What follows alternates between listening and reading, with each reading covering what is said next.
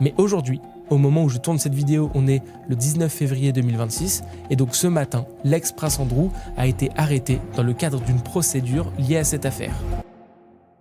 Virginia a également affirmé avoir été déplacée entre différentes propriétés, dont la résidence de Manhattan, Palm Beach, le ranch Zorro au Nouveau-Mexique et bien sûr la fameuse île privée Little St. James. Elle évoque des voyages en jet privé, un avion que la presse surnommera plus tard le Lolita Express, en référence au roman de Vladimir Nabokov Lolita, dans lequel un homme adulte séduit une jeune fille mineure. Virginia explique avoir été intégrée dans un système très organisé, où les déplacements et les rencontres étaient orchestrés de manière méthodique et dans un but précis. Et bien sûr, l'isolement de l'île, accessible uniquement par bateau ou avion privé, renforce encore cette impression.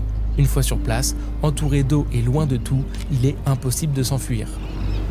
Toujours selon le témoignage de Virginia, Ghislaine Maxwell lui aurait ensuite proposé de partir en Thaïlande pour y apprendre de nouvelles techniques de massage.